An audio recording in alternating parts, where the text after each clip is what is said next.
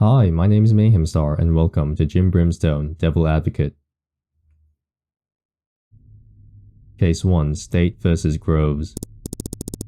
Alright, just remember what I said earlier. Just stick to that and you two will be off the hook in no time. Court is now in session. Our case study today is State vs. Austin and Leyley Graves. The defendant will be represented by Public Attorney Jim Brimstone. Mr. Brimstone, I understand that your client is pleading not guilty to the charge. That is correct, Your Honor. Oh, very well. Ms. Connors, what is the state's case against the defendant? We believe that Austin and Leyley Graves are guilty of first-degree murder and acts of cannibalism involving their neighbor. The two of them were found yesterday afternoon in their neighbor's apartment by the police after they received a noise complaint. When they entered the apartment, the two suspects were covered head to toe in the victim's blood. Objection, speculation. How do you know it was blood?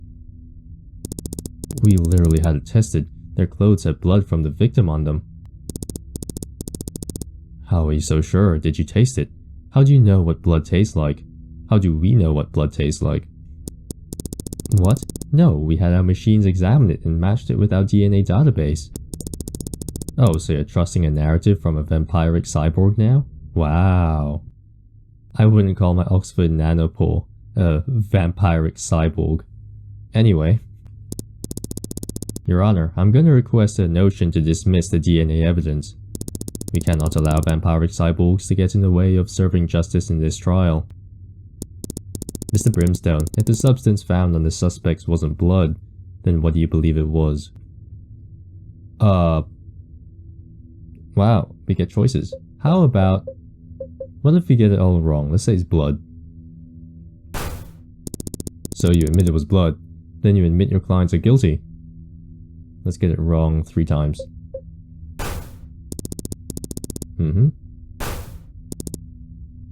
I've heard enough. The jury is released for deliberation. Court is adjourned. The jury finds the defendant sentenced to life in prison. Okay, so both get it. Not too terrible. At least they're not dead. How about pasta sauce? It's pasta sauce, obviously. These little goofballs were just making dinner for their neighbor, isn't that right? Oh yeah, we were making a lot of spaghetti. Well, we also found a knife lodged into the victim's body with both Austin and Leyley's fingerprints on the handle. The victim's body had a large stab wound in their abdomen area. Objection, irrelevant. If the knife had their fingerprints on it, that does not mean they used it on the neighbor. They could have just used that knife to chop the tomatoes for the pasta sauce for all we know. Mr. and Miss Groves, where were you in the time of the victim's death? We were in the room. We saw it happen. She invited us over for, lunch yesterday. We got to work, and later on an altercation ensued. Things got a little heated, and then the knife ended up in her. How did the knife end up in the victim's body? Seppuku. Really? Was the pasta really that bad? Seppuku is for honorable death, isn't it? Tripped. She tripped? Yes, the victim tripped and knocked the knife out of Leyley's hand, and it landed into his stomach. What? This caused the body to fall on top of the pot of pasta sauce, covering everyone. 'Twas quite a tragedy, a loss of life, and an excellent meal. Huh? That does not seem very likely. Where's your evidence for this? Your Honor, is eyewitness testimony not enough? You two witnessed this occur, correct? The knife went in, and fluids were flying everywhere. Yup. Okay, well, let's say that they didn't murder the victim. When police arrived on the scene, Mr. and Miss Graves were in the process of devouring the victim's corpse. We have body cam footage to prove this. That alone should prove them guilty beyond reasonable doubt. That is true. The footage was gruesome. I could barely watch. Yes, footage of my clients consuming a human corpse would be quite damning. If that is what they were doing. Are you implying they weren't eating the victim? Indeed, that's because they were actually eating meatballs. They were eating the meatballs that were spilled onto the victim. What? Think about it. You wouldn't let such a delicious dish go to waste, would you? The juicy tomato paste, the aromatic basil. Think of how good that must have tasted. The meat was quite delicious. The body cam footage didn't capture an act of cannibalism. It captured two innocent people enjoying a delicious snack. That is not a perspective I would have considered. Your Honor, my client had nothing to do with the death of the victim in this case. It was simply two youngsters making the best of a terrible situation. I rest my case. Okay then, Miss Connors. How will you respond to that? I'm at a loss for words. Very well, if that is all, I will dismiss the jury for deliberation. Wait, what? Court is adjourned. The jury finds the defendant not guilty.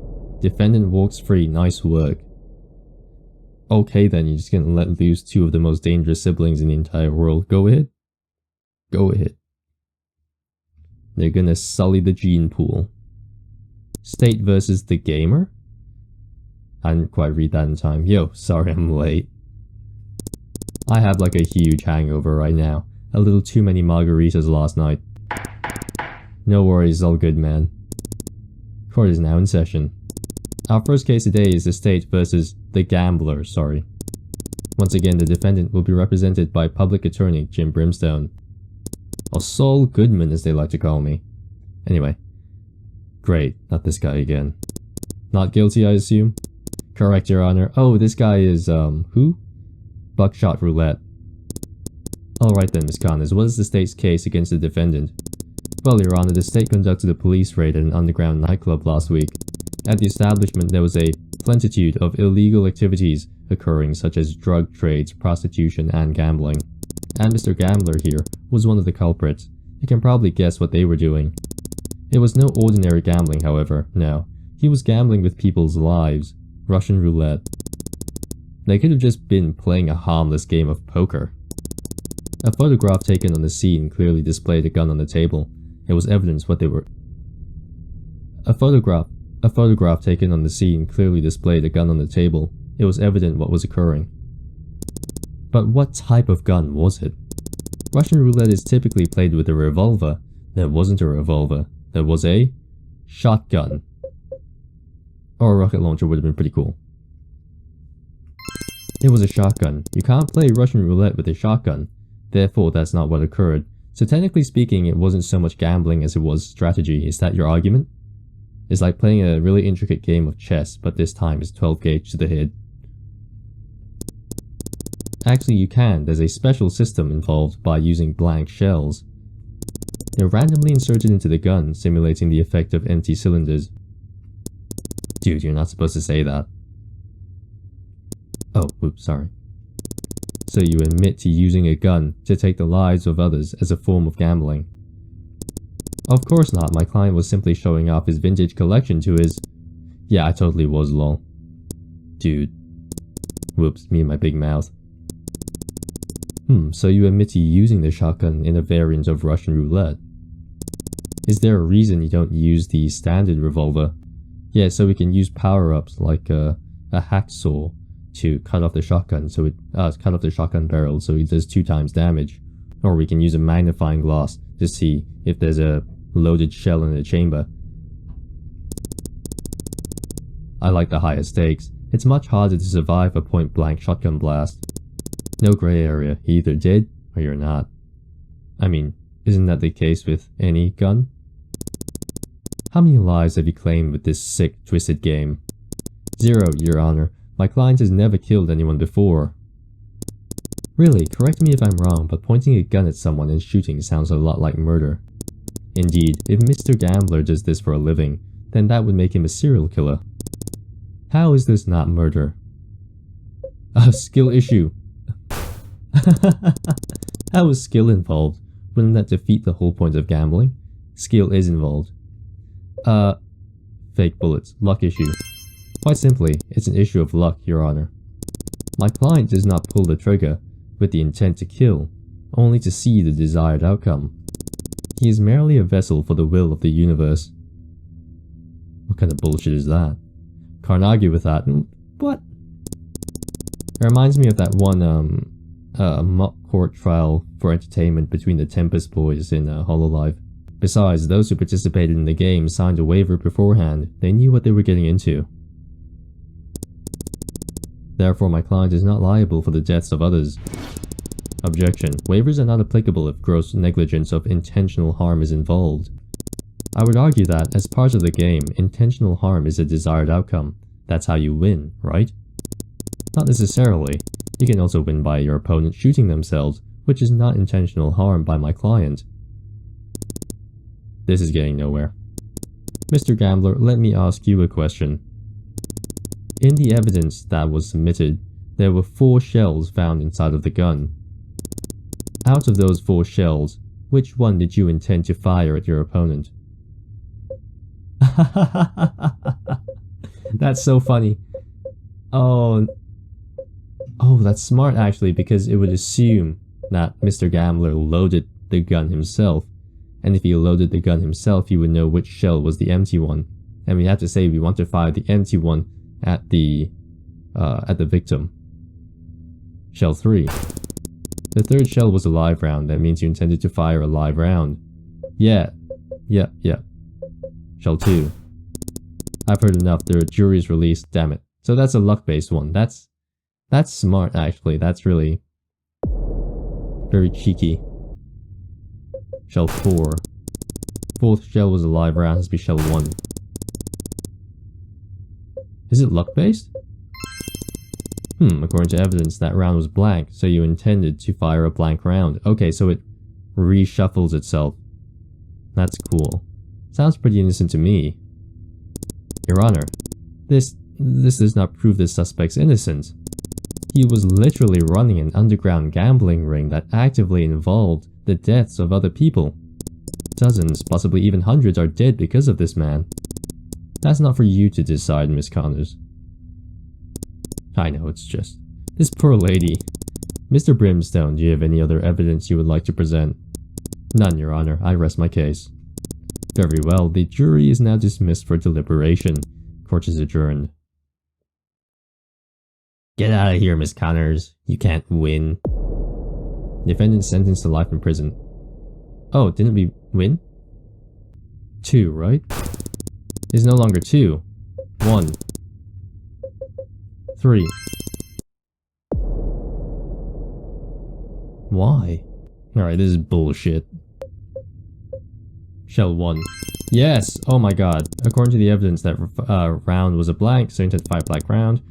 Great. Okay, means we pass now.